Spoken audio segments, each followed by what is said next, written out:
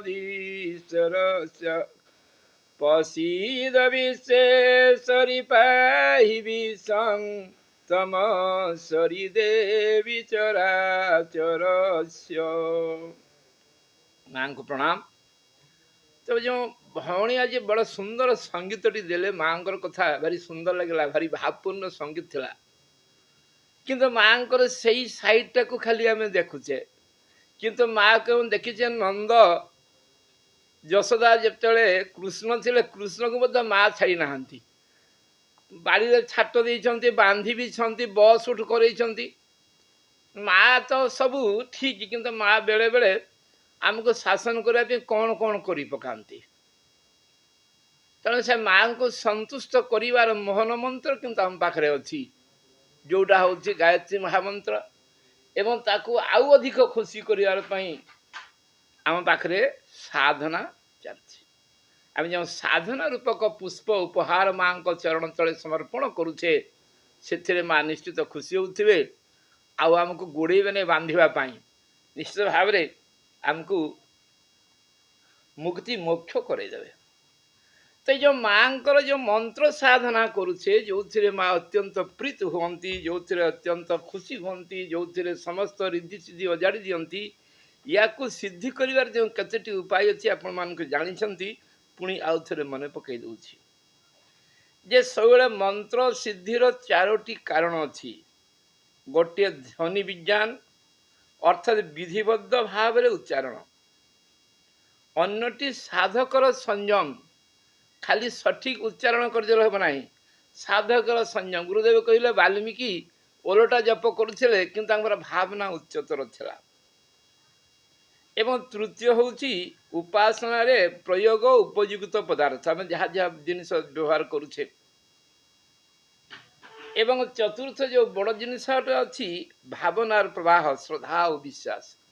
आम बहुत समय ऑब्जर्वेशन करुचे जे मोर उपासना रे मन लगुना, मन लगुना, ध्यान होनी, ध्यान केन्द्रित होनी। ठीक कथा। गुरुदेव यही कथार उत्तर दे कहते जे आम योग साधन जो मंत्र गायत्री मंत्र जप करुचे, कई अष्टांग योग साधन करूना। अष्टांग योग साधन उद्देश्य हूँ ध्यान द्वारा मन को केन्द्रीभूत करवा, एकत्रित करवा, संयमित करवा। ये ना ये जो संगीतटी प्रथम परिवेषण कले भौणी एवं तार जो स्पष्टीकरण देले सूर्य भाई, आमे हूँ माँ को गुरुदेव कहले माँ को भक्ति, आम तो भक्ति बांधा माँ पाखे भक्ति सब एकता किसी दरकार ना, मन केन्द्रित न हो। तो माँ को जो पयोपान ध्यान अच्छी ताको निश्चित भाव में आमको मन रखा पड़ो, ता सहित अभ्यास करिया पड़ो। आपण मैंने जानी तेणु मंत्र सिद्धि चारोटी जिनस सब मन रखा। गोटे है ध्वनि विज्ञान एवं संयम, उपासना रे प्रयोग होता जो विभिन्न पदार्थ में प्रयोग करुचे, से पदार्थ जो प्रयोग होता जिनस सब आउ भावनार प्रवाह। आम जो भावनार प्रवाह, ये भावनार प्रवाह आम पाखे रखा दरकार। ये भावनार प्रवाह आम पाखे ठीक रहिले आम समस्ते जानिछे जे आमको तत्काल तीनोटी लाभ मिल जाउछि। आत्मिक क्षेत्र में पवित्रता, शांति, विवेक एवं मन संपर्कित साहस, स्थिरता, कर्मनिष्ठा एवं सांसारिक संतोषजनक धन वृद्धि, समस्त सहयोग एवं सुस्थता। अर्थात शरीर क्षेत्र में, मन क्षेत्र में, आत्मिक क्षेत्र में ये जो तीन तीन करी 9टी जिनिस नवदुर्गा निश्चय भाव में प्राप्त हवा। शौचं शांति विवेकश्च तल्लाभ त्वयमात्मिकाम, ये निश्चित भाव में मिल। कार्येषु साहसं शौर्यं कर्मनिष्ठा तथैव च ये मध्य मिल। पुष्कल धन संसिद्धि सहयोगश्च सर्वतः। तो ये जो गायत्री माँकर आम ये जो 9टी सिद्धि पाइबा हेले आमको कौन करिया पड़ी ना, आमको ये जो कथा आम कहले मंत्र सिद्धिर 4टी नियम को कड़ाकड़ी भाव में पालन करिया पड़ियो। या तो अनेक अच्छी 12टा सिद्धि अच्छी, 12टा कथा अच्छी, ये 12टा मध्य टिके शुणी रखा दरकार अच्छी। जिमती आम जानिछे मंत्र सिद्धिर भूमिशयन ब्रह्मचर्य मौन गुरु सेवन त्रिकाल स्नान पापकर्म परित्याग नित्य पूजा सत्यदान देवता स्तुति नैमित्तिक पूजा इष्ट व गुरु विश्वास जपनिष्ठा एगुड़िक उच्चस्तरीय साधन दरकार अच्छे आमको साधारण साधारण 4टी जिनस मन रखिले है ये 4टी जिनस मन रखिले आमको कौन हम ना माँ कृपा गायत्री मंत्र सिद्धि प्राप्त करने सहज हो जेकोसी मंत्र सिद्धि प्राप्त करने सहज हो तो आम जो पर्यायर जो गायत्री महामंत्र आलोचना क्रम चलती आलोचना क्रम प्रथम आम प्रथम पाद द्वारा आमर जो पाप अच्छी परमात्मा को सर्वत्र उपलब्धि करी आम कौन कले ना पाप रु निवृत्त हो गले पाप रु निवृत्त होगापर आमको कौन है ना पाप रु निवृत्त होगापर आमको दिव्य दृष्टि मिलला एवं दिव्य दृष्टि द्वारा आम कौन कले आम कौन स्थायी कौन दरकार या जानिक आम कौन कले ना आम पाखे दिव्य सद्गुणी गुड़िकर विकास कले तृतीय पादरे एवं आज चतुर्थ पर्यायर पहुँचे जो मंत्र काम सरी जाऊँगी आम कौन करुचे ना अंतकरणर कायाकल्प अंतकरणर कायाकल्प ये अंतकरणर कायाकल्प अंतकरण शब्दटी आमको प्रथम बुझा पड़ो आम जाचे मनीष पाखे 2टी करण अच्छी जहाद्वारा कर्ता कार्य संपादन करे ताहा करण पिलाटी कलम लेखे आउ श्रमिकटी माने कटुरी हाणे एमती सिमती आत्मा पंचभौतिक शरीर में बसी आत्मा जहाद्वारा कार्य संपादन करुच्ची करण 2 प्रकार करण नहीं आत्मा चलुची गोटे भितर थिबा करण आ गोटे होची बाहर थिबा करण बाहर थिबा करण कौन अच्छी ना आम 5 कर्मेन्द्रिय 5 ज्ञानेन्द्रिय एवं भितर थिबा करण जो अच्छे 4 मन बुद्धि चित्त अहंकार तेणु या आम कौन कहे ना अंतकरण यही अंतकरण रे कायाकल्प मनुष्य गुरुदेव लिखते वर्तमान जुग संकट रे कौन अच्छी ना वर्तमान जुग संकट रे आस्था संकट अच्छी आस्था संकट आम केमती बुझा आस्था संकट कौन अच्छी आम जाचे ताले आस्था संकट मनुष्यर कौटी अच्छी ना आस्था संकट ए आस्था अच्छी मनुष्यर अंतकरण गभीरतार अच्छी एटा केते गभीर गुरुदेव कहले प्रशांत महासागर ठार मध्य अधिक गभीर अच्छी तेणु या आम प्राप्त करने कौन अच्छी ना गायत्री महामंत्र अस्त्र को ही प्रयोग करने को पड़े एत गभीरता को ओह्लैवा ए आस्था को धरवा तेणु जो अंतकरण जे पर्यंत कायाकल्प होना से पर्यंत मनुष्य ना देवत्व आसव मनुष्यत्व भी आसव ना ये गायत्री महामंत्र चतुर्थ पादर जो प्रयोग अच्छी अंतकरण कायाकल्प अर्थात आमूल चूल परिवर्तन पशुत्व मनुष्यत्व मनुष्यत्व ब्राह्मणत्व और ब्राह्मणत्व देवत्व आड़क गति कर मोक्ष मुक्ति पर्यंत पहुँचा तो आम जो गायत्री चतुर्थ पाद कथा कहचे से धियो यो न प्रचोदयात ये 8टी अक्षर अच्छी एवं एगुड़िक आम समस्ते कुंडलिनी प्रणाग्नि भुवनेश्वरी भवानी अन्नपूर्णा महामाया पयसिनी त्रिपुरा ये 8 जन देवी प्रथा धियो यो न प्रचोदयात ये अक्षर सब अच्छा एवं एमाने अनेक प्रकार आध्यात्मिक लौकिक रिद्धि सिद्धि आमको प्रदान करती आम ए विषय जाने धियो माने आम जाने कौन ना आम जाने धियो अर्थात कौन नवरत्न गायत्री जदि 9टा पद नवरत्न 9 दिन नवदुर्गा अरे आम कौन धियो द्वारा विवेक अंतकरण को पवित्र करने विवेक को दरकार अच्छी ये विवेक को उद्धात करने संयम दरकार ए संयम वास्तव में कार्यान्वित होछि कि नहीं से सेवार विनियोग करार सेवा करुवा समय संयम को अवलंबन कर विवेकपूर्ण अवलंबन कर विवेकता बा विवेक को ठीक भाव विनियोग कर विवेक युक्त भाव में कर आम चतुर्थ पादरे अंतकरण कायाकल्प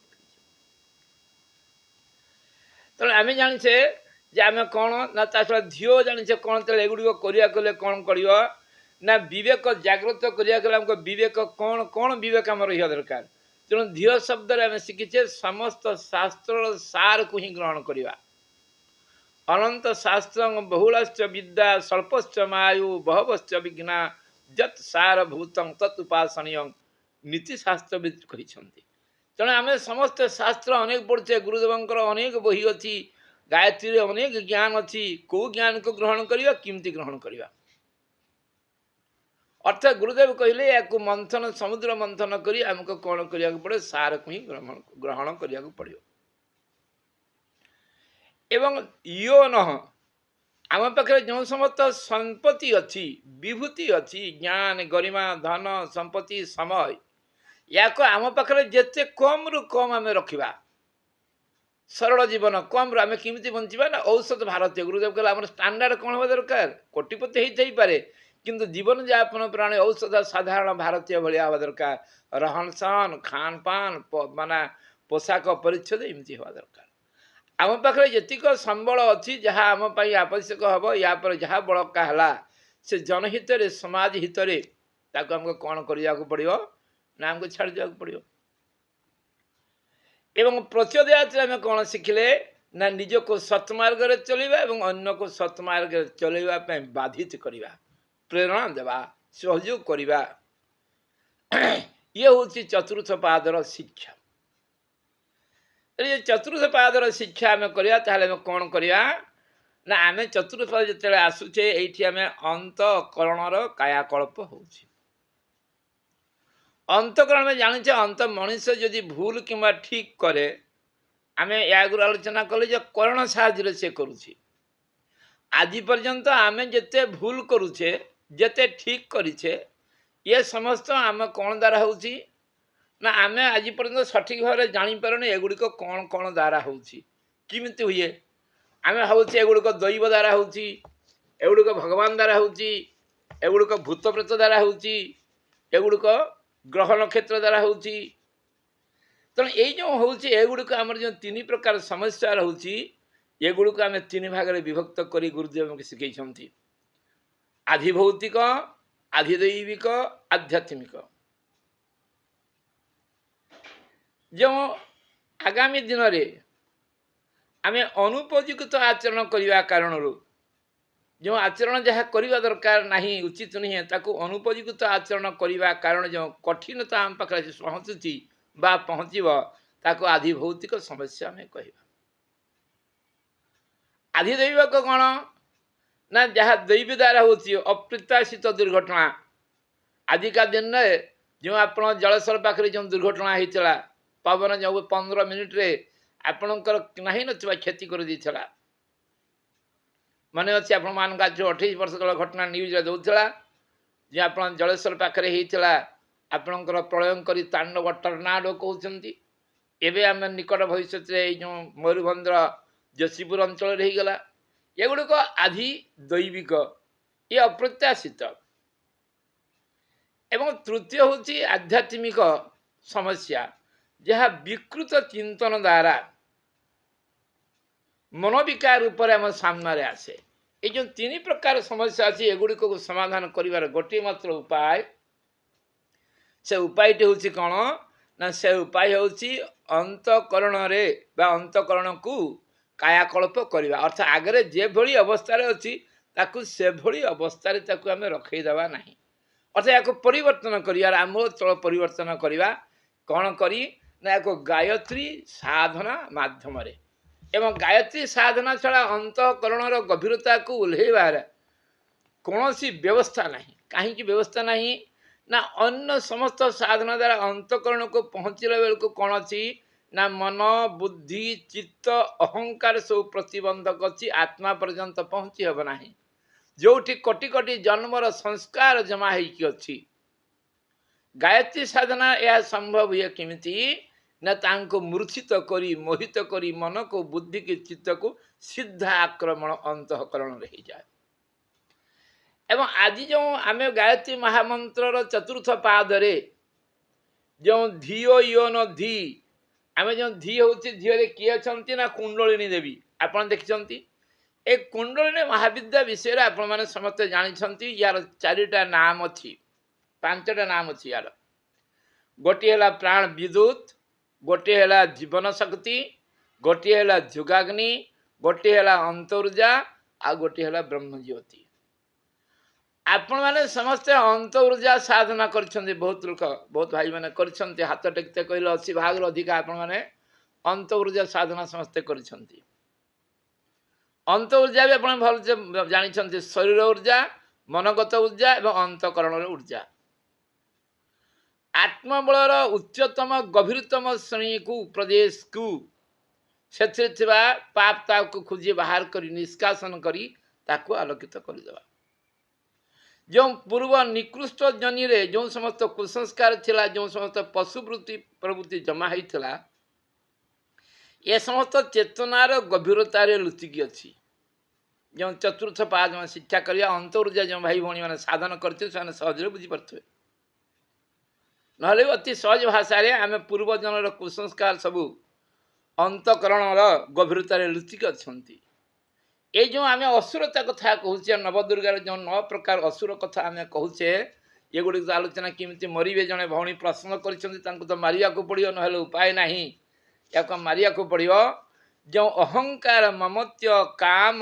क्रोध बल दर्प परिग्रह कपट परदोष दर्शन ये गुड़क कौटी अच्छा ना गुरुदेव कहले मनीष असुर एवं आज आकृति ना प्रकृति रे गोटे लेख रे गुरुदेव लिखी असुर माने जाए ब्रह्मा को प्रार्थना कहले कहले प्रभु आम बहुत दिन तपस्या करुचे बहुत सिद्धि आपण भी देइछंती बर भी देइछंती किंतु इमिति भी बर देइछंती आम आशीर्वाद तो पाउचे किंतु बेले बेले एई मान द्वारा मारा भी हो जाउचे देवता माने मार दउछंती आमको इमती गोटे निर्भीक जगह दियंतु इमती गोटे निरापद स्थली दियंतु जोठी आम मरा जीवा ना ठीक शांति रे कलिजुग रे हेले रहिबा ब्रह्मा कहले ठीक अच्छे ब्रह्मा तो आग पचे विचार करती कहले ठीक अच्छे ये तुम्हें अनुरोध कर ठीक अच्छे कहले तुम मनीषर अंतकरण को चल जा से आराम से से मनीषर अंतकरण रही ये मनीषर अंतकरण रहीगले तुम्हें कौन कर तुमको आउ किए मनीष केबे हेले भीतर को देख ना सी बाहर को संसार देखी देखी दौड़ जमती आम अहंकार आम कहले शुंभ निशंब अहंकार ममत्य ममत्व निशंब हिंसा ममत्व मोपाई सब करी ये माने भाई भाई अहंकार अस्मत् शब्द रे अहम आवाम भय मामा आवाम नो आम अच्छी एगुड़िक ये माने भाई भाई शुंभ ये कौन सी ना आत्म वैभव आत्म द्वैत भाव संपन्न अहंकार आ निशुंभ है हिंसा काम है रक्त बीर्ज क्रोध है धूम्र लोचन गुरुजल लोचन रे जे धुआं धूली पकई देकी आमको संसार को देखी दो ना बल है कौन ना चंड सी चंड होम पाखे जो बल दर्प देख फुटाणी देखुचे ऐसा करेंगे हम क्या आम शरीर बल मानुने मुंड हूँ कौन दर्प आम जी जहाँ कहले खंडन कर दौ तू यहाँ कौन जाचु गायत्री कौन सबकि आठू भगवान बड़ नुहे परिग्रह सुग्रीव कपट विडंबना ये आलोचना हम तो यही समस्त जो असुरता अच्छा गुरुदेव कहले असुरता प्रकृति लुचि रही अंत ऊर्जा साधन जो आम करुचे से खोजी बाहर कर दे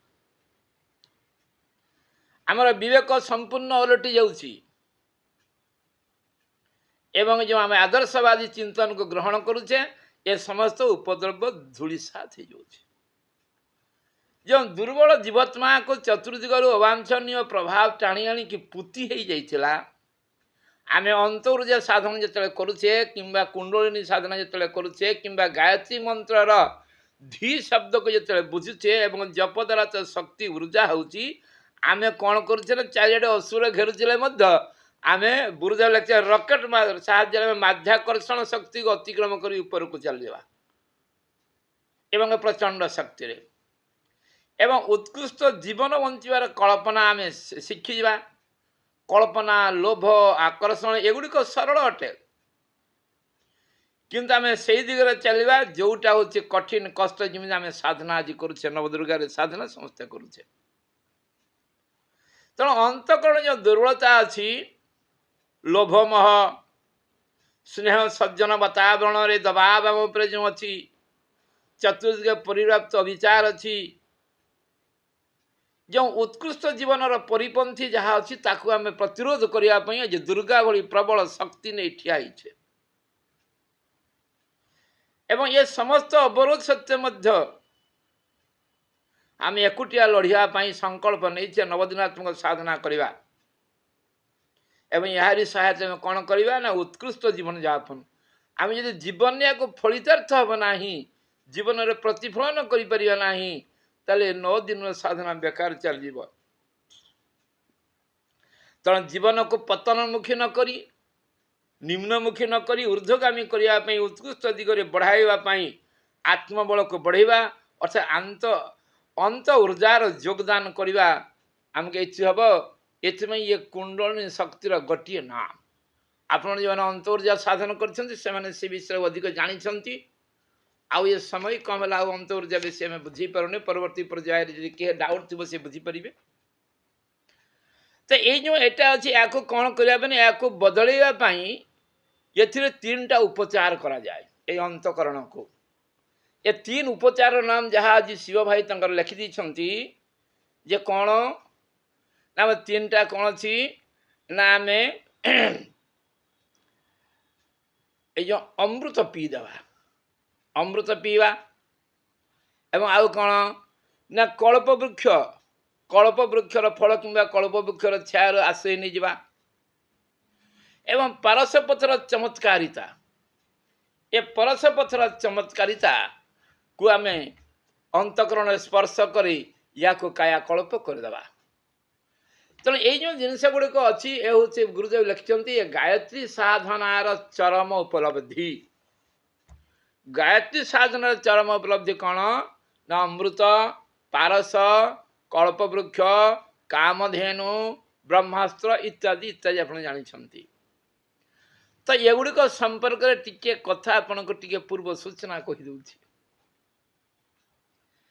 ये गुड़िकर पूर्व सूचना कौन हो गोटे पूर्व सूचना आम समुद्र मंथन जो 14 जिनस बाहरी ए भितर यहीगा अच्छा आम टे मन रखा गुरुदेव आमको बुझेले कौन ना से समुद्र मंथन द्वारा आम ये जो साधना कर एक प्रकार समुद्र मंथन करने द्वारा मन को मंथन करने द्वारा शरीर रे परिश्रम करने द्वारा लक्ष्मी मिले अर्थात संपन्नता आसब कौस्तुभमणि लिखिं गुरुदेव कौस्तुभमणि अर्थात पारस जहाँ संपर्क आसी महत्वपूर्ण परिवर्तन हो एवं आउ कौन मिल ना पारिजात पुष्प मिल अर्थ कौन ना कमलता शोभा सुगंध प्रसन्नता साधना द्वारा ये आपण को मिल एवं प्राक्टिकल तो गुरुदेव लिखिं गायत्री मंत्र सिद्धि आसले शरीर एक सुंदर सुगंध बाहर एवं बारुणी शक्ति 4 नंबर बारुणी से बाहरी कौटी समुद्र मंथन रु अंतकरण मंथन रु आदर्श प्रति उत्साह उल्लास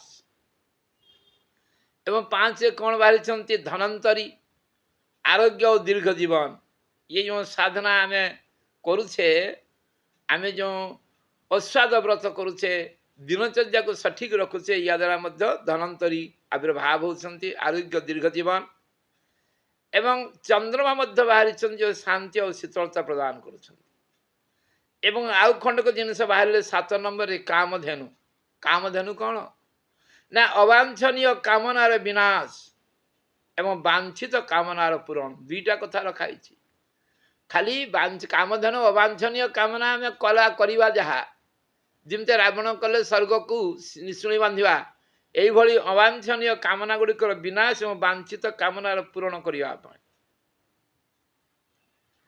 आउ कौन ना ऐरावत हस्ती ये सब करने धैर्य दरकार विवेक सहित बलिष्ठता आमको दरकार एवं पुणी बाहर किए ऐरावत पर रंभा कमलात्मिका आम जो कौचे रंभा सरसता भावुकता सौंदर्य दृष्टि रहा दरकार एवं या किए बाहर ना उच्च स्वभावस्य अर्थात अदम्य साहस आउ अथक पुरुषार्थ हॉर्स पावर ये हमको दरकार अच्छे एवं 11 नंबर बाहर अमृत आत्मज्ञान आत्मस्वरूप जीवन उद्देश्य अनुभव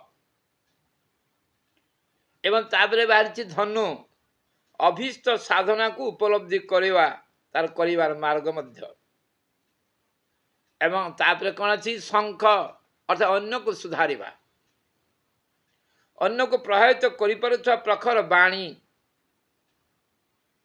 এই 13ଟି ବିଭୂତି ସମୁଦ୍ର ମନ୍ଥନରୁ ବାହାରିଛି। ଆପଣମାନଙ୍କୁ ମଧ୍ୟ ଏଇ କ'ଣ ରାମନବମୀ ନବରାତ୍ରର ଚୈତ୍ର ନବରାତ୍ରର ପାବନ ବେଳାରେ ଆପଣଙ୍କର ଏଇ ଯେଉଁ କ'ଣ ସମୁଦ୍ର ମନ୍ଥନାତ୍ମକ ସାଧନାରେ ମିଳିବ। 14ଟି ହେଲା ବିଷ। କ'ଣ ବିଷ? ନା ଏକ ବିପଜ୍ଜନକ ସ୍ଥିତି।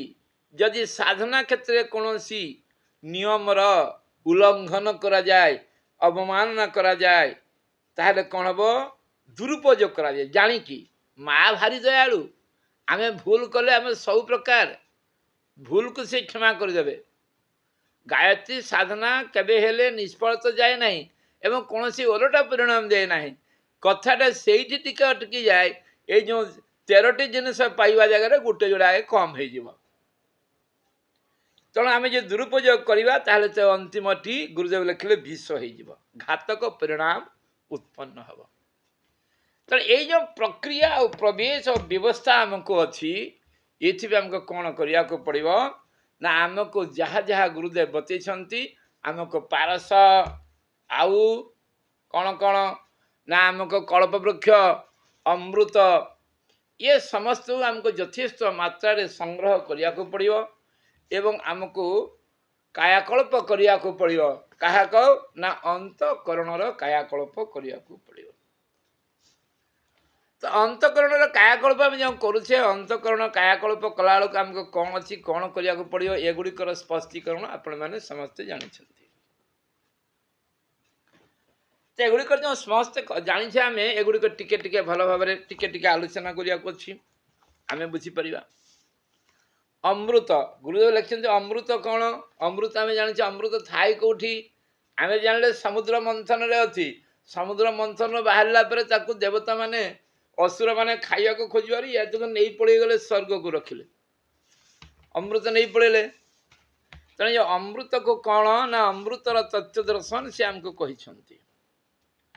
ଅମୃତ କ'ଣ ଅଛି? ନା ଏହା ଆମକୁ ଯେତେବେଳେ ଅମୃତ ସମ୍ପର୍କରେ ଆମେ ଆସୁଛେ, ସେତେବେଳେ ଆମର କ'ଣ ହେଉଛି? ନା ଆମେ ଅମରତା ପ୍ରାପ୍ତ କରୁଛେ। এইটা ହେଉଛି କ'ଣ? ନା ଦେବତାଙ୍କର 3ଟି ପ୍ରମୁଖ ସମ୍ପତ୍ତି। ଗୁରୁଦେବ ଲେଖିଲେ ଦେବତାଙ୍କର 3ଟି ପ୍ରମୁଖ ସମ୍ପତ୍ତି, ପ୍ରମୁଖ ଜିନିଷ ଯାହା ହେଉଛି ଅମୃତ, ପାରସ, କଳ୍ପବୃକ୍ଷ। ସେଇଥିପାଇଁ 3ଟା ଜିନିଷ ତାଙ୍କ ପାଖରେ ଅଛି। ସେମାନେ ଏଇ ଅମୃତ ଆଧାରରେ ଆଧିଭୌତିକ ଏବଂ କଳ୍ପବୃକ୍ଷ ଆଧାରରେ ଆଧିଦୈବିକ ସମ୍ପଦାକୁ ଉପଲବ୍ଧି କରନ୍ତି। ତେଣୁ ଦେବତାଙ୍କର ଅର୍ଥାତ୍ ଆମେ ଦେବତ୍ୱ ପାଇଲେ ମଧ୍ୟ ଯେଉଁ ବ୍ରହ୍ମାନନ୍ଦ ଆଲୋଚନା ହେଇଥିଲା, ଆମେ ସେଇ ଆନନ୍ଦ ମଧ୍ୟ। ତାହେଲେ ଦେବତ୍ୱର ଦେବତାମାନଙ୍କର କ'ଣ ଅଛି? ନା ଭର୍ଗ ଦେବସ୍ୟ ଧୀମହି ଦେବସ୍ୟ ଭର୍ଗ କ'ଣ ଅଛି? ଦେବତାଙ୍କର ବଳ କ'ଣ? ନା ଅମୃତ, ପାରସ, କଳ୍ପବୃକ୍ଷ। এই 3টাକୁ ଯିଏ ଯିଏ ଉପଲବ୍ଧି କରିବ, ଯିଏ ଯିଏ ଉପାର୍ଜନ କରିପାରେ, ତାଙ୍କୁ ମଧ୍ୟ ଦେବତ୍ୱ ଆସିବ। ତାହେଲେ ଅମୃତର ଆଧାରରେ କ'ଣ ହେବ? ନା ଆଧିଭୌତିକ, ଏ ପଞ୍ଚଭୂତ ଦ୍ୱାରା ହେଉଥିବା କଷ୍ଟକୁ ପାରିଯିବ। କଳ୍ପ ବୃକ୍ଷ ଦ୍ୱାରା ଆଧିଦୈବିକ ଯାହା ଆସୁଛି ଦେବତାଙ୍କ ଦ୍ୱାରା, ସେଇ ମଧ୍ୟ ଚାଲିଯିବ। ଏବଂ ତ୍ରିପଦା ଗାୟତ୍ରୀ ତାତ୍ତ୍ୱିକ ଉପାସନା କରି ଆତ୍ମିକ ବଳ ମଧ୍ୟ ପ୍ରାପ୍ତ କରି ଅମରତା ପ୍ରାପ୍ତ କରିଯିବ।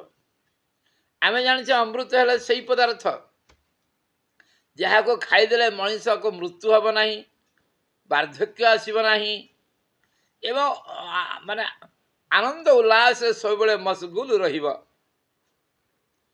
କିନ୍ତୁ ଏଇ ଆନନ୍ଦ ଅମୃତ କ'ଣ ଅଛି? ନା ଅମୃତର ଅସ୍ତିତ୍ୱ ବୋଧେ ଏଇଠି ଆମେ ପ୍ରାୟ ପୃଥିବୀରେ କମ୍ ଦେଖୁଛେ। ଏହାକୁ ଆମେ ପିଇଲେ କ'ଣ ହେବ? ନା ଆମକୁ ଦେବତ୍ୱ ପ୍ରାପ୍ତ ହେଇଯିବ, ଅମରତା ପ୍ରାପ୍ତ ହେଇଯିବ। କିନ୍ତୁ ଗୁରୁଦେବ ଲେଖିଲେ ଆଜି ପର୍ଯ୍ୟନ୍ତ ପ୍ରାଣୀ ଜଗତରେ ଅମରତା ଯେ କେଉଁଠି ଦେଖାଯାଏ ନାହିଁ। ଏ ଅମୃତ କେଉଁଠି ନାହିଁ କାହା ପାଖରେ ପ୍ରାୟ। କିନ୍ତୁ ଆପଣମାନେ ଧ୍ୟାନ ଦେଇ ଟିକେ ଶୁଣିବେ, ଏଇ ଅମୃତର ଉପଲବ୍ଧି କିନ୍ତୁ ଆପଣମାନେ କରିପାରିବେ। ୟାକୁ କ'ଣ କେଉଁ ସାଧନା ଦିଆଯାଇଛି? ନା ଗୁରୁଦେବ ୟାକୁ ଯେଉଁ ସାଧନା ଲେଖିଛନ୍ତି, ଇଏ ହେଉଛି କ'ଣ? ନା ଖେଚରୀ ମୁଦ୍ରା ସାଧନା।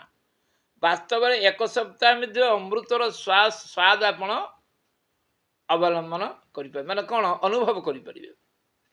ତାହେଲେ ସାଧକ କ'ଣ କରେ? ନା ଯେତେବେଳେ ଗାୟତ୍ରୀ ମହାବିଦ୍ୟାର ସମ୍ପର୍କରେ ଆସି ନିଜର ସ୍ୱରୂପ, ନିଜର ବଳ, ନିଜର ମହତ୍ୱ, ନିଜର ପକ୍ଷ, ନିଜର ପ୍ରୟୋଜନ ଜାଣିପାରେ। ମୁଁ କିଏ, କାହିଁକି ଆସିଛି, କ'ଣ କରିଛି ଏବଂ ଠିକ୍ ବୁଝିପାରେ ତା ନିଜ ବିଷୟରେ। ଆସ୍ଥା, ବିଶ୍ୱାସ, ଜ୍ଞାନ ଆଧାର କ'ଣ କରେ ନା ତା ଏଇସବୁ ଯୋଗୁଁ ତାର ଉତ୍ତମ ବ୍ୟବହାର ତିଆରି ହେଇଯାଏ ଏବଂ ଏହା ଉଚ୍ଚସ୍ତର ହୋଇଥିବାରୁ ଅନ୍ତଃକରଣକୁ ଅମୃତ ଝରିଲା ପରି ଲାଗେ। ଅମରତ୍ୱ ଦେବତ୍ୱ ଗୋଟିଏ କଥା, ଦେବତାଙ୍କୁ ମନୁଷ୍ୟ ଅପେକ୍ଷା ଅଧିକ ସମର୍ଥ, ସମ୍ପନ୍ନ, ସନ୍ତୁଷ୍ଟ ମାନାଯାଏ। ସାମାନ୍ୟ ମନୁଷ୍ୟ ତୁଳନାରେ ଦେବତ୍ୱ ତାଙ୍କର କ'ଣ ନା ଅନ୍ତଃବିଶ୍ୱସ୍ତାରେ ସେ ସମ୍ପୂର୍ଣ୍ଣ ହେଇଥାନ୍ତି ଏବଂ ତାଙ୍କର ବ୍ୟକ୍ତିଗତ ସ୍ଥିତି ଅତ୍ୟଧିକ ଉଚ୍ଚ, ସାଧାରଣ ଅପେକ୍ଷା ସେମାନେ ଅତ୍ୟଧିକ ଉଚ୍ଚ। ଏଇଟା କେମିତି ମିଳେ? ଆମକୁ କ'ଣ ମିଳିବ ନା ଆମକୁ ମିଳିବ ଗୋଟିଏ କଥାରେ ଆତ୍ମଜ୍ଞାନ ପ୍ରାପ୍ତି ଦ୍ୱାରା। ଆତ୍ମଜ୍ଞାନ ଅମୃତ ତତ୍ତ୍ୱ ସଂସାର ଯେ ଯାହା ଅଛି, ଆତ୍ମଜ୍ଞାନ ଯେମିତି ଅମୃତ ପାନ କଲେ ଲୋକ ବୁଢ଼ା ହେବ ନାହିଁ, ଲୋକ ମରିବ ନାହିଁ, ଅମରତା ରହିବ, ମୃତ୍ୟୁ ଏକ ପରିବର୍ତ୍ତନ ବୋଲି ଭାବିବ, ସିଏ ହେଉଛି ଆତ୍ମଜ୍ଞାନ।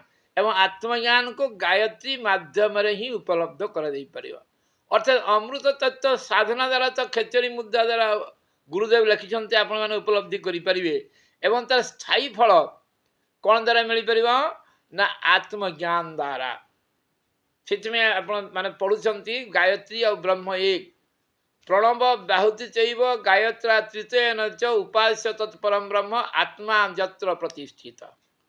ତେଣୁ ଆତ୍ମଜ୍ଞାନ ଯାହାଙ୍କୁ ହେଇଗଲା, ଆମେ ଯେତେ ଦେଖୁଛେ ଋଷି ବ୍ୟାସ, ବଶିଷ୍ଠ, ଭୃଗୁ, ପରାଶର, ଏ ସମସ୍ତଙ୍କ ପାଖରେ କେଉଁ ବଳ ଅଛି? ଋଷି ବଳ ଅଛି। ଋଷି ବଳ କେଉଁ ବଳ ଅଛି? ଗାୟତ୍ରୀ ବଳ। ଗାୟତ୍ରୀ ବଳ କେଉଁ ବଳ ଅଛି? ଆତ୍ମବଳ। ଆତ୍ମବଳ ପାଖରେ ଲେଖିଛନ୍ତି, ଆତ୍ମଶକ୍ତି ପାଖରେ ଏତେ ଶକ୍ତି ଅଛି, କୋଟି କୋଟି ସୂର୍ଯ୍ୟକୁ ଖଣ୍ଡ ବିଖଣ୍ଡିତ କରିଦେବାର କ୍ଷମତା ସାଧାରଣ ଛୋଟ ଆତ୍ମାରେ ଅଛି। ଗାୟତ୍ରୀ ମହାବିଜ୍ଞାନରେ ଗୁରୁଦେବ ଲେଖିଛନ୍ତି ୟା କ୍ଷମତା ସମ୍ପର୍କରେ ଉଲ୍ଲେଖ କରି। ତେଣୁ ଆମକୁ ପ୍ରଥମରେ ଆତ୍ମଜ୍ଞାନକୁ ଆମକୁ ଜାଣିବାକୁ ପଡ଼ିବ। ଯେପର୍ଯ୍ୟନ୍ତ ଆତ୍ମଜ୍ଞାନ ଅର୍ଥାତ୍ ମୁଁ ବାସ୍ତବରେ କିଏ, ଯଦି ଯେପର୍ଯ୍ୟନ୍ତ ପଞ୍ଚଭୌତିକ ଶରୀରକୁ ମୁଁ ବୋଲି ଜାଣିଛି, ଏ ଶରୀରକୁ ବଳିଷ୍ଠ ପୁଷ୍ଟ କରିବା ପାଇଁ ମୁଁ ଦୌଡ଼ୁଥିବି, ସେ ପର୍ଯ୍ୟନ୍ତ କ'ଣ ହେବ ନା ଏ ଶରୀର ସହିତ ସମ୍ପର୍କିତ ବ୍ୟକ୍ତିମାନେ ମୋର ନିଜର ଲାଗିବେ। ଏ ଶରୀର ସହିତ ବଂଶ ପରମ୍ପରା ସହିତ ପାଖ ମାନେ କ'ଣ ପାଡ଼ା ପଡ଼ୋଶୀ ଯେଉଁମାନେ ଯୋଡ଼ି ହେଇନଥିବେ ସେମାନେ ପରର ଲାଗିବେ। ତେଣୁ ଆଉ ବସୁଧୈବ କୁଟୁମ୍ବକ ଆସିବନି। ଅର୍ଥାତ୍ ଗାୟତ୍ରୀ ମନ୍ତ୍ରର ସଂସ୍ପର୍ଶରେ ଆସିଲେ ଅନ୍ତଃକରଣ ଯେଉଁ ପରିବର୍ତ୍ତନ ହେଇଯାଏ ତାକୁ ଆମେ ଅମୃତ ବୋଲି କହୁଛନ୍ତି। ଦ୍ୱିତୀୟ କଥା କ'ଣ ଅଛି ନା ପାରସ, ଅର୍ଥାତ୍ ଅମୃତ ତତ୍ତ୍ୱ ମାନେ ଆପଣଙ୍କର ଆତ୍ମଜ୍ଞାନ। ଆତ୍ମଜ୍ଞାନ ସାଧନ କରିବା ପାଇଁ ଗୁରୁଦେବ 216 ଉପନିଷଦ ଆଉ 4 ବେଦ ଅର୍ଥାତ୍ 220ଟି ପୁସ୍ତକ ଆପଣଙ୍କ ପାଖରେ ରଖିଛନ୍ତି। ଆପଣ ତାକୁ ଅଧ୍ୟୟନ କରି ସହଜରେ ଆତ୍ମଜ୍ଞାନ ଜାଣିଯିବେ। ଦ୍ୱିତୀୟ କଥା ଅଛି ପାରସ। ଆମେ ଜାଣିଛେ ପାରସ ଛୁଇଁ ଦେଲେ ଅନ୍ତଃକରଣ କ'ଣ ହେଇଯିବ ନା ସାଙ୍ଗେ ସାଙ୍ଗେ ପରିବର୍ତ୍ତନ ହେଇଯିବ। ପାରସର କାମ ଅଛି ଲୁହାକୁ ସୁନା କରିଦେବ। ଅର୍ଥାତ୍ ସୁନା କ'ଣ ତାର ଗୁଣ, କର୍ମ, ସ୍ୱଭାବକୁ ପରିବର୍ତ୍ତନ କରି ଶ୍ରେଷ୍ଠତମ ସ୍ଥିତିକୁ ନେଇଯିବ, ଉତ୍କୃଷ୍ଟତାର ପରିଚୟ ସମାବେଶ କରିଦେବ। ତେଣୁ ଆନ୍ତରିକ ମହାନତା ବିକାଶ ହେବା ପାଇଁ ବାହ୍ୟ ପ୍ରତିଭା ପ୍ରଖର ହେଇଯିବ ଏବଂ ପ୍ରଖର ପ୍ରତିଭା ଦ୍ୱାରା ପ୍ରତ୍ୟେକ କ୍ଷେତ୍ରରେ ସଫଳତା ଆମକୁ ମିଳିବ, ସମୃଦ୍ଧି ଆମକୁ ମିଳିବ। ତେଣୁ ଏଇଥିପାଇଁ ଆମକୁ କ'ଣ ନା ଗାୟତ୍ରୀ ଉପାସନା ପାରସ ପ୍ରାପ୍ତ ହେବ। ଅର୍ଥାତ୍ ଆମର ଗୁଣ, କର୍ମ, ସ୍ୱଭାବରେ ଇଏ କ'ଣ କରେ? ପାରସର ଗୁଣ କ'ଣ ଅଛି ନା ଇଏ ପାରସ ଲୁହାକୁ ସୁନାରେ ପରିଣତ କରିଦିଏ। ଲୁହା ସୁନା ଭିତରେ ଅନ୍ତର କ'ଣ ଅଛି ଆମେ ଜାଣିଛେ ନା ଲୁହାର ଗୋଟିଏ ଅଣୁ ଭିତରେ 27ଟି ପରମାଣୁ ଥାଏ ଏବଂ ସୁନାର ଗୋଟିଏ ଅଣୁ ଭିତରେ 72 ପରମାଣୁ ଅଛି। ଲୁହାରେ ଉଜ୍ଜ୍ୱଳତା ନାହିଁ, ସୁନାରେ ଉଜ୍ଜ୍ୱଳତା ଅଛି। ୟାର ଓଜନ ନାହିଁ, ତାର ଓଜନ ଅଛି। ୟାକୁ ଛୋଟ ତାର ତିଆରି, ତା ବହୁତ ଲମ୍ବା ତାର ତନ୍ୟତା ବେଶୀ ଅଛି। ଇଏ ବିଜ୍ଞାନରେ ଆମେ ପଢ଼ିଛେ। ତେଣୁ ଯେତେବେଳେ ପରଶ ପଥ ଗାୟତ୍ରୀ ମହାମନ୍ତ୍ରର ସ୍ପର୍ଶ ଅର୍ଥାତ୍ ଅମୃତ ତତ୍ତ୍ୱର ସ୍ପର୍ଶ ଅନ୍ତଃକରଣ ଆସିବ, ଇଏ ଲଘୁରୁ ମହାନ ହେଇଯିବ, ଅସମର୍ଥରୁ ସମର୍ଥ ହେଇଯିବ ଏବଂ ଅନ୍ତରଙ୍ଗର ଗୁଣ, କର୍ମ ଉତ୍କୃଷ୍ଟ ହେଇଯିବ ଏବଂ ସଦ୍ବୁଦ୍ଧି ଏତେ ମାତ୍ରାରେ ବଢ଼ିଯିବ ଯେ ସେ ସାଧାରଣ ମଣିଷରୁ ଋଷି ସ୍ତରରୁ କ'ଣ ହେବ ନା ଦେବସ୍ତର ପର୍ଯ୍ୟନ୍ତ ପହଞ୍ଚିବ। ଅନ୍ତରଙ୍ଗରେ ହର୍ଷ ଉଲ୍ଲାସ ବଢ଼ିଯିବ, ବହିରଙ୍ଗରେ ଜୀବନ ସ୍ୱର୍ଗୀୟ ଆଭାରେ ଦୀପ୍ତିମାନ ହେଇଯିବ। ଇତିହାସ ପୁସ୍ତକରେ ଏମିତି କେତେକ ଲୁହାଖଣ୍ଡ ସୁନାରେ ପରିଣତ ହେଇଥିବା ପାରସ ଆମେ ଜାଣିଛେ। ରତ୍ନାକର, ଗୁରୁଦେବ ରତ୍ନାକର, ଅଙ୍ଗୁଳିମାଳ, कालिदास तुलसीदास ये समस्त लुहा को सुनारे परिणत करिथवा जो विशेष जिनस अच्छी प्रभु तत्व प्रभुंकर स्पर्श अर्थात परस पथर बा दिव्य ज्ञान बा विवेक वैराग्य बोली कहीपर एवं जहाँ गायत्री साधना द्वारा अति सहज उपलब्ध हुए अर्थात चतुर्पध्य योन प्रचोदयात चतुर्थ पादरा मध्य पारसर जमा ही जाए कौटी जमा हो जाए पारस पथर अंतकरण एवं हमको कल्प वृक्ष दरकार अच्छी कल्पना उड़ीबा एवं उड़ाइबा कलाकार सरसता ये तांकर भावना अच्छी हसी हसियार जीवन आनंद और उल्लास आनंद आम मैंने जाने उल्लास अनुभूत उल्लासर परिभाषा कौन ना जिते बड़े आप खेचरी मुद्रा साधन करेंगे अमृत तत्व पान कलापर आनंद और उल्लासर परिभाषा जापर ये कथा ये आलोचना हम किमती आप उपलब्धि करेंगे से व्यापक कथा अच्छी आप नोट कर रखिए आनंद कौन उल्लास कौन किमती उपलब्धि करेंगे एवं प्राक्टिकाली कौन अनुभव करेंगे मत कहे तेणु आनंद उल्लास जिते आसब आम कौन करवा ना कल्पना उड़ा कलाकार भावुक एवं सरसता मजा करवा तरंगायित मान उल्लासित करवा भावनार आनंदर अजस्र स्रोत बहीज भावनार आनंदर उद्गम केन्द्र आहार निद्रा इंद्रिय तृप्ति सुव्यवस्थित कल्पना जोड़ी होवा द्वारा संसार कौन हम ना वास्तव सुख ठार कोटि गुण आनंद लगे ये कल्पवृक्ष जो कल्पना उच्चकोटीर हो भावना उच्चकोटीर हो गुरुदेव लिखिंट आमर से बदलिले कौन हम ना आनंद भावनार उद्गम भावना भावे ही विद्यते देव देवत्वर जो आनंद थाए आमको मिल आमर आहार परिवर्तन हो निद्रा संकुचित हो इंद्रिय तृप्ति आपे आपे हो इंद्रिय लोलुपता कमिज सब दिगरे सुव्यवस्था आसब एवं से भाव में कल्पना देवत्वर कल्पना अवास्तव कल्पना अवांछनीय कल्पना लोप पाई वास्तव कल्पना आसब एवं जार आम भय और आसक्ति शून्य हो जीवन यापन कर एवं संसार वास्तव सुख ठार कोटि गुण सुख से आनंद कल्पना विचारण भावना मिल ये गायत्री साधना मंत्र जप कर उठी सारा बेलू से आनंद अनुभव हो कल्पना भावनार क्षेत्र सुभषित करने तालमेल बसैवा कल्पवृक्ष छाया परी गुरुदेव कहले आम बाहर स्वर्ग कल्पवृक्ष खोजक जा नंदन कारण कहले नहीं अंतकरण कल्पवृक्षर बण अच्छी यदि अंतकरण को मैं सुधार कर आराम से कल्पवृक्ष बण बुलवा कल्पना को व्यवस्थित करवा क्रमबद्ध करवा परिष्कृत करवा यदि ये कल्पना तत्व परिष्कृत हो जाए तो कल्पना आसुवा बासना कल्पना तृष्णा ये आउ रहा ये आउ मरुभूमि भरी शुष्क हम ना परिष्कृत हम मंगलमय हम आनंदमय हम मनीष को आम सब जाने ये हूँ बासना तृष्णा लोभ मोहर गोटे कंडे यार लिप्सा सब अतृप्त किंतु जो मान कल्पवृक्ष अनुदान मिली गायत्री माता उपयुक्त कल्पना कर शिखिं अनावश्यक कल्पना करना जहाँ ठीक से स्वर्गर देवता भली आनंद उपभोग करेंगे कल्पवृक्ष तले बसला भली लगे देवत्वर अवधारणा हम एवं देवत्वर वृद्धि प्राप्त हम तेणु कल्पवृक्ष आम खोजा कल्पवृक्ष कौन अच्छी पृथ्वी ना पृथ्वी गोटे कल्पवृक्ष गायत्री यदि पृथ्वी खोजा गोटे पारस कौन जहाँ को लगी लुहा सुना हो जाए अमनीष मनीष हो जाए पापी सन्यासी हो जाए सी है गायत्री जहाँ को जानी मरणशील मनीष अमर हो जाए सी किए ना सी है गायत्री अर्थात गायत्री द्वारा आमको अमरत्व प्राप्त हो जाए समस्त पारस द्वारा निजर दैवता श्रेष्ठता जीवन साकार हो जाए एवं कल्पवृक्ष द्वारा समस्त आशा कल्पना संपूर्ण भाव रे पूरण हो जाए एवं रहा कामधेनु कामधेनु को गुरुदेव लिखिंट ये कामधेनु हूँ से तार क्षीर जहाँ को अमृत सहित तुलना करा जाए अर्थात अनिश्चित अवांछनीय कामना तो रहा कल्पना जो रहा से रहा तेणु ये समस्त यथायथ भाव में गायत्री साधक को तार ज्ञान और श्रम अनुसार मिलूव एवं या द्वारा अंतकरण कायाकल्प हो जाऊे ये कौन से बाह्य वस्तु नहीं है बाह्य पदार्थ नहीं है हाँ गोटे कथा अच्छे साधना द्वारा आम ये अमरत्य ये कामधेनुर क्षीर ये कल्पवृक्ष पारस समस्त एक एक प्रकार साधना अच्छी परवर्ती पर्यायर जहाँ आम कर छुईले सबकि हो किंतु लॉजिकली समस्ते कठिन परिश्रम कर साधारण मनोभूमि को परिष्कार करदे गायत्री भावार्थ तथ्यार्थ शिखिगले आमको अमृत पारस कल्पवृक्ष मिल जापर जो भाई गोटे शब्द लिखते ब्रह्मास्त्र ये ब्रह्मास्त्र भारी कठिन अस्त्र ये ब्रह्मास्त्र समस्ते चल पारे ब्रह्मांकर गुरुदेव लिखते ब्रह्मास्त्र कौन आप जो मैंने गायत्री जो आम अखंड ज्योति पढ़ुचे अखंड ज्योति लेख्रे बहुत समय से आसे ब्रह्मास्त्र विषय आम तक ध्यान दौना से ब्रह्मास्त्र हूँ निज को आक्रमण कर निजर समस्त दोष दुर्गुण को सुधारा हूँ ब्रह्मास्त्र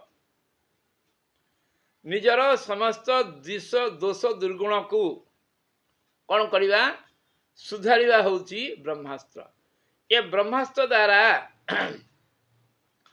आम निज पाखे निज को आक्रमण अन्य कहारी द्वारा सुधार पारे ना गुरु ना भगवान ना कहीं करें ना से गुरुकुल आश्रम रे माणवक हिंसक जी थिला सी से कंगुलीमाल हो जाइथिला तो आमको कौन करने ना ब्रह्मास्त्र ब्रह्मास्त्र द्वारा अश्रुता को विनाश करा से लिखा है धनु गृहीत उपनिषद महास्त्र सर उपासना अतीब संगीतम ये अंतिम दिन आलोचना हम केमती सर मारे तो आम आसतु युड़िक जीवन में अमृत पारस कल्पवृक्ष को गायत्री साधना द्वारा उपार्जन करी आम विभूतिवान हवा एवं अंतकरण को परिष्कार करी मनुष्य जीवन में देवत्व लाभ करवा जा गोटे छोट साधना शिखा आम गोटे साधना शिखार क्रम अच्छी गोटे छोट साधना शिखा आम समस्त बहुत समय गोटे कथा काली आम ऐश्वर्य साधना शिखी आज शिखा जदि ऐश्वर्य आमको मिल ताले आमको आरोग्य दरकार आरोग्य नथिले आम जो डायबिटीज वाला रोगी जीव रसगोल्ला दुकानी सामने ठिया करदे कौन हम ना ताको आदौ से गुड़िक टिके भी भल लगे ना से विष भाया देखा जो रसगोल्ला खायापी एत लालसा था छुआ बेले आज से कौन हम ना आमको निश्चित भाव में कौन हम ना आमको आउ माने रसगोल्ला गुड़िक विष भाया देखा धड़ा धड़ा विष सबू यो अच्छी ये आरोग्य लाभ करने बहुत प्रकार योग अच्छी बहुत प्रकार मंत्र अच्छी बहुत प्रकार औषध अच्छी ये गुड़िक आजिकल योग कौन ना योग सठिक शिक्षक आजिकल ना प्राणायाम ना रे खाली पवन भर्ती कराऊँ छाड़ा हो गुरुदेव कहले प्राण शब्दर नाम गंध ना हो पारे तेना ना प्राणायाम साधना द्वारा आरोग्य होती बहुत लोग प्राणायाम कर होनी लम विलम कर कपाल भाती कर पेट ठीक होना इमती ना से प्राणायाम ठीक शिखी पारे मंत्र तो बहुत कठिनता ना मंत्र ठीक से होची औषध कहले एलोपैथिक तो बहुत मिश्रण अच्छी केतले खाऊँ किसी दिन खाइला शुणी ना गोटे पावर बढ़िया को पड़ी आयुर्वेद तो आज आज से चेरमूली जहाँ अच्छी मिलूना तेणु मैं आरोग्य पाइबा केमती ना दुईटा कथा देले प्रथम गुरुदेव देते गोटे इच्छा शक्ति द्वारा गोटे प्राण शक्ति द्वारा हल्का लगुवा बोधे ये कौन अच्छे ना आप संपूर्ण ध्यान देवे आम को कौन करने को पड़ो ना प्रथम इच्छा शक्ति प्रयोग करेंगे जे इच्छा शक्ति प्रयोग कर साधना करना गुरुदेव लिखिं शब्द ब्रह्म नाद ब्रह्म जो मैंने पढ़ुंट से मैंने जानवे केमती अच्छी बहुत बड़ बड़ कथा अच्छी छोटे कहूँ जे आप सकाले आम जमी काली बसते सेमती उपासना कर सारिकी उपासना आप जिते माल जप कर उपासना कर सारे उपासना कर सारी जो उपासना भी करना बाहर अच्छा आम सकाले पूर्वाभिमुख हो बसीजा शरीर स्थिर अच्छी मन शांत अच्छी आखि अधखोला बा बंद अच्छी आम धीरे धीरे श्वास नवा एवं श्वास आम श्वास प्रश्वास को टिके धीरे धीरे सहित नवा छाड़ा दी तीन थर पांच थर नेला चैतन्य आसीज आमको भावना करने पड़े भावना एटा हूँ भावना चिकित्सा ये समस्ते करें आपणकर जो अंग दुर्बल अच्छी जो अंग दुर्बल अच्छी जो अंगरे रोग अच्छी जो अंगरे अड़चन अच्छी जो अंगर असुविधा पेट है मुंड है गोड़ है गोईठी जो अच्छी गुरुदेव कहले से अंगटा को टिके ध्यान करंतु से अंगटा गोटे ध्यान करवा ଏବଂ ସେଇ ଅଙ୍ଗଟାକୁ କିଛି ସମୟ ଧ୍ୟାନ କଲା ପରେ ସେଇଠି ଭାବନା କରି ଆରୋଗ୍ୟ ହୋଇଯାଉଛି, ମୋର ସେଇ ଅଙ୍ଗଟି ଆରୋଗ୍ୟ ହୋଇଯାଉଛି, ବଳିଷ୍ଠ ହେଇଯାଉଛି। ଯଦି ସେ ଅଙ୍ଗଟା ରୁଗ୍ଣ ହେଇଛି, ଛୋଟ ହେଇଯାଇଛି, କ'ଣ ଅକାମୀ ହେଇଯାଇଛି, ତାହେଲେ ସେ ସକ୍ରିୟ ହେଉଛି। ଆପଣ ସେ ଖାଲି ସେ ଭାବନା କରିବେ ଯେ ସେ ଅଙ୍ଗ ବଳିଷ୍ଠ ହେଇଯାଉଛି ଏବଂ ସକ୍ରିୟ ହେଇଯାଉଛି, ସୁସ୍ଥ ହେଇଯାଉଛି। ପେଟ, ମୁଣ୍ଡ, ଆଖି, କାନ, ନାକ ଯୋଉଠି ହଉ ଏ ଆପଣଙ୍କର ସମ୍ପୂର୍ଣ୍ଣ ଭାବରେ ଆରୋଗ୍ୟ। ଆପଣ ଖାଲି ଏତିକି ଭାବନା କରିବେ, ଏତିକି ଛୋଟ ଭାବନାଟା ନିଶ୍ଚୟ ବେଳେ ଆରୋଗ୍ୟ, ନିଶ୍ଚିତ ଆରୋଗ୍ୟ ଗୁରୁଦେବ ଲେଖିଛନ୍ତି। ହଜାର ହଜାର ଲୋକ ଆରୋଗ୍ୟ ଲାଭ କରିଛନ୍ତି। ଆଉ ୟାର ଛୋଟ ମନ୍ତ୍ରଟିଏ ମଧ୍ୟ ଆପଣ ଯଦି ଲେଖିବେ ହେଲେ ଲେଖିଦେଇପାରନ୍ତି। କ'ଣ ଭାବିବେ? ମୁଁ ମୋ ନିଜ ଶରୀରର ସ୍ୱାମୀ ଅଟେ, ମୁଁ ବଳବାନ ଅଟେ, ମୋର ସମସ୍ତ ଅଙ୍ଗ ଠିକ୍ ଠିକ୍ କାମ କରୁଅଛି, ସବଳତା, ସ୍ୱାସ୍ଥ୍ୟତା ଓ ସୁନ୍ଦରତା ନିରନ୍ତର ମୋ ପାଖରେ ଅଛି, ମୋ ଚାରିଦିଗରେ ଅଛି। ଦିନକୁ ଦିନ ସ୍ୱାସ୍ଥ୍ୟ ଉନ୍ନତ ହେଉଅଛି। ବହୁତ ଶୀଘ୍ର ମୁଁ ସ୍ୱାସ୍ଥ୍ୟତା ପ୍ରାପ୍ତ କରୁଛି। ଯେଉଁମାନେ ହିନ୍ଦୀରେ ଜାଣିବେ ସେମାନେ ଜାଣିବେ, मैं अपने शरीर का स्वामी हूँ, मैं बलवान हूँ, मेरे सारे अंग ठीक ठीक काम करते हैं, सबलता, स्वस्थता और सुंदरता निरंतर मुझसे बढ़ती जा रही है। धमनियाँ से शुद्ध रक्त प्रवाहित हो रहा है, दिन दिन स्वास्थ्य उन्नत हो रहा है, बहुत तेजी में स्वस्थता प्राप्त कर रहा हूँ। यही मंत्र को मने मने अभ्यास कले किसी दिन पर निश्चित भाव में स्वास्थ्य प्राप्त हो बोली गुरुदेव लिखिछंती। आपनकर अनेक जगह लिखिछंती। तो आमे आसंतु आज तो समय गलानी आलोचना प्रसंग रे कोठी कमी थबो, कोठी भूल थबो, सेति में क्षमा मागुचे। आपण मान को पाखरे क्षमा मागुचे। क्षमा मागी कि अनुरोध रहिला गायत्री महामंत्र तत्व दर्शन को बुझिबा। आगामी काली रहिबो हमर जो कुमारी पूजन क्रम, जेहेतु गायत्री अनुष्ठान अंतिम कथा अच्छी, समस्त जिज्ञासा थी गुरुदेव मत कौन, शास्त्र पुराण अपेक्षा गुरुदेव कुमारी पूजन मत उपस्थापन कर चेष्टा कर। समस्त प्रणाम। जय गुरुदेव। धन्यवाद।